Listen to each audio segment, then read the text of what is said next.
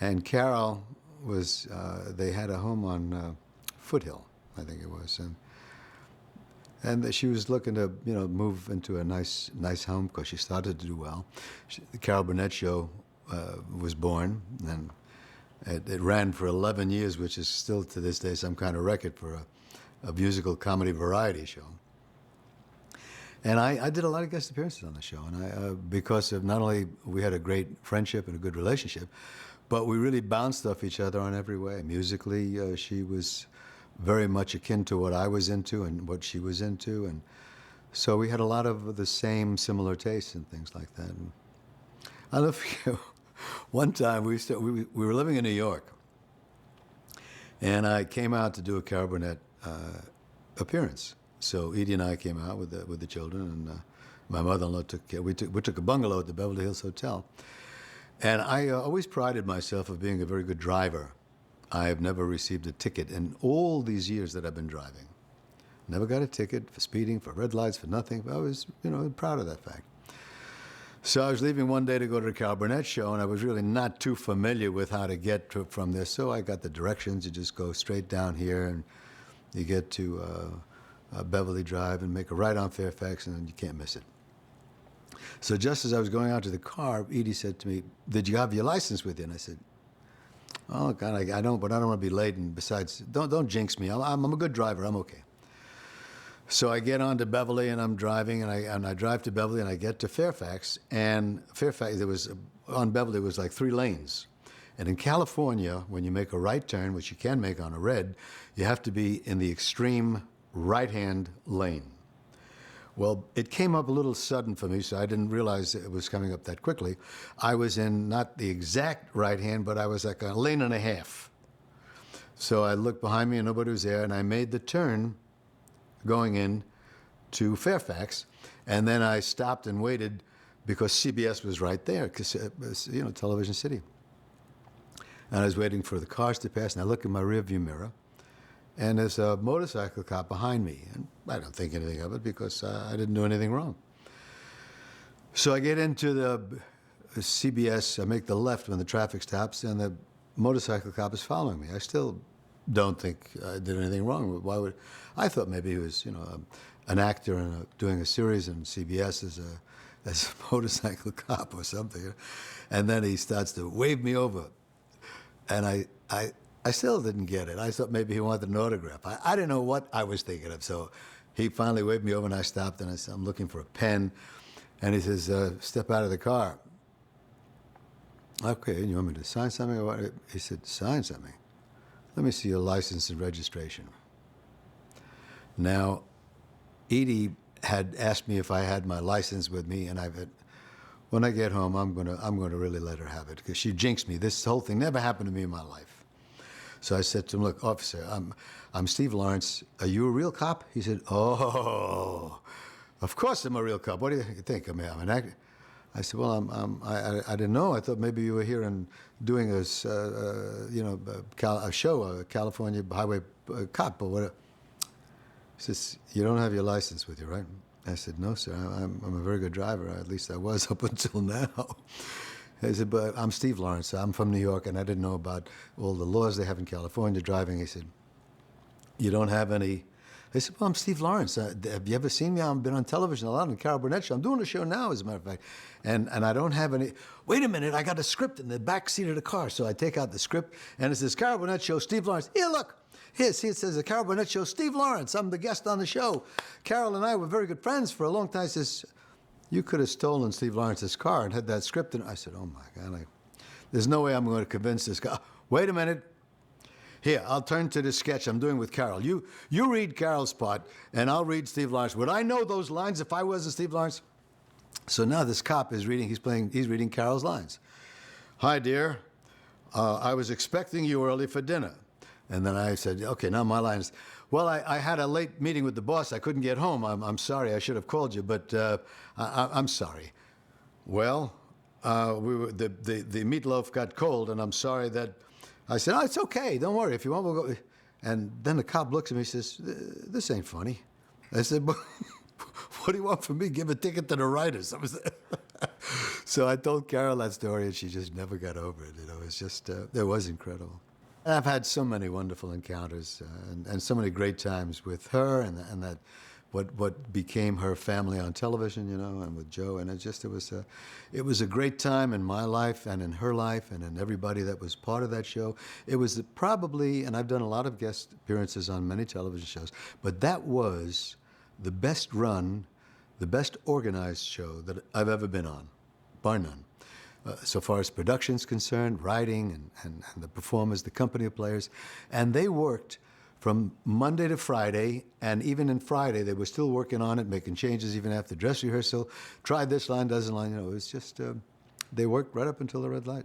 And sometimes they taped the dress rehearsal and they taped the air show, and they went between the two.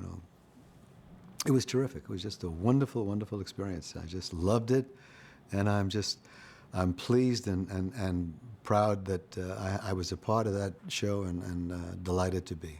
Carol was an extraordinary performer, and she was a great singer, even though she didn't think so. When Edie did the show with her, she says, I can't sing with Edie Gourmet, but she's the best singer in the world. So Edie said, thank you very much, and that is true, but you sing very, very well yourself, and don't be embarrassed to sing with anybody. She once, she got a guest appearance several guest appearances on the show with Carol, and they were doing a sign in front of the Hollywood sign up on the mountain. They got him there in a helicopter, and they dropped Carol and Edie until they were comfortable on the floor with their feet. Took the hook off, and they were singing "Hooray for Hollywood" or whatever. It was a Hollywood medley that they were doing, and they were both dressed similarly.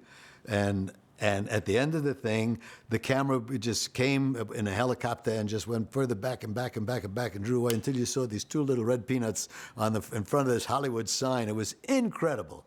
And Joe was in the helicopter watching them draw away. And he thought it would be funny, and the girls were waving, waving, and the helicopter left and never came back. They were stranded on the hill. Joe said, well, we better go back or she will kill me at dinner time. So, or if she doesn't, Edie will. So they did come back, and they picked them up, and they both didn't speak to him for till they got out of the helicopter, and even after dinner, I think. And when Edie and I were doing specials, which were Emmy Award-winning specials, I might add.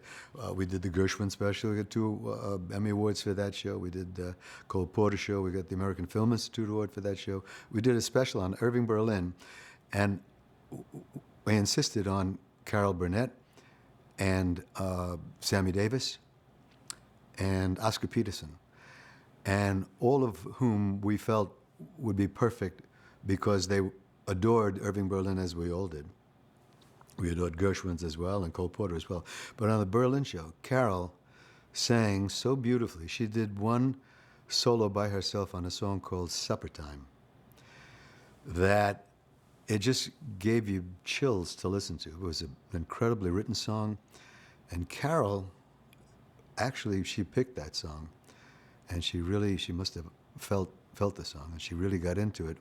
And everybody just, when it ended, everybody was like the jaws were dropped. And she thought it wasn't any good.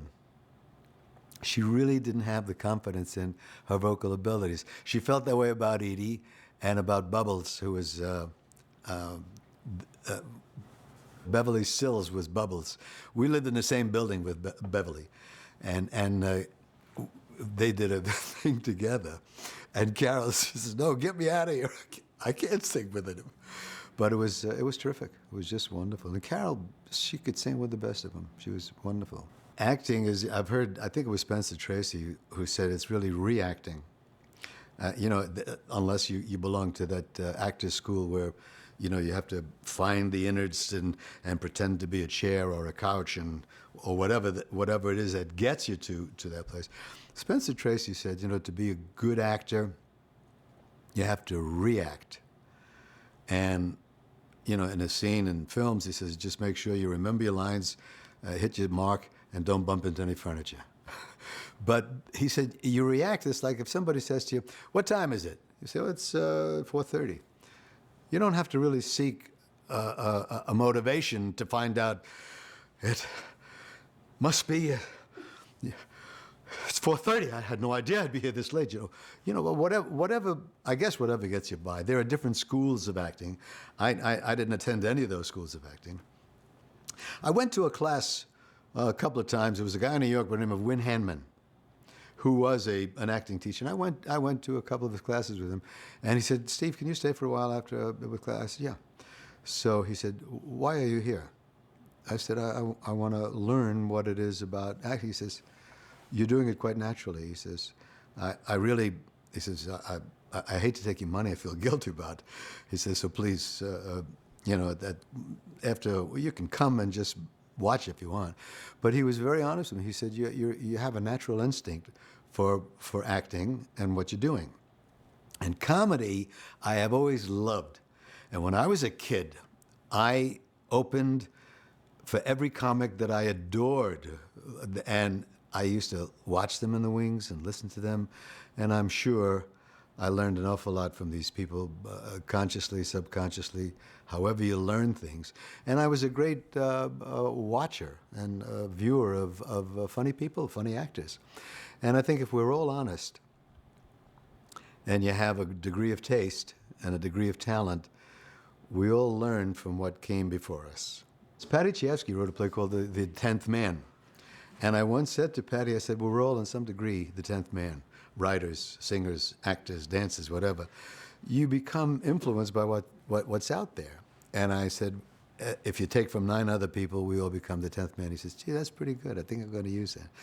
But he also, he was an Academy Award winner for Network and Hospital. He's written some great shows. And Edie and I were 2 of the few singers that related so much to comedy that when the comics and the comedy writers had part, Neil Simon was the most successful in that time frame of all the writers that were happening. He had 3, 4 Broadway shows running at one time, and then they made movies of all of them. And he was the first guy that bought a townhouse in Manhattan. And he'd have parties like once a month. And he would have, like all the Larry Gelbart, Neil Simon, Mel Brooks, and Woody Allen, all the great comedy writers. And Paddy Chayefsky was not a comedy writer, but he was a great writer. And he would invite me and Edie. And we were flattered that to be in the company of all these guys, because they knew we loved humor and we contributed, And Paddy, when Edie and I were on Broadway, and a Golden Rainbow was a show that we did. We were on that show for a long time, and we had part of the contract was they had a car, a limousine, pick you up after the show and drive you home. And Paddy lived 6 blocks away from us up on the west side highway, Central Park West.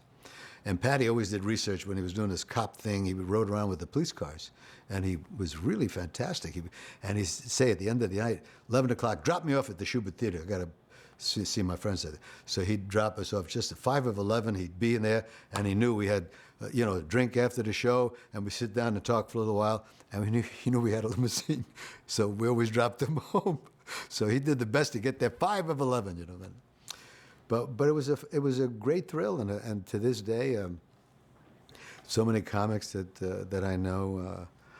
One of the biggest compliments I ever had was Jan Murray and Neil and Milton Berle were arguing about a punchline of a joke. He said, "No, this is the punchline," and Jan said, "You're wrong, Milton. This is the show. This is the punchline." So this is called Steve Lawrence. He knows the punchline. They called me, and I gave him the punchline. I said, "See, I told you were wrong." He said, "We were both wrong."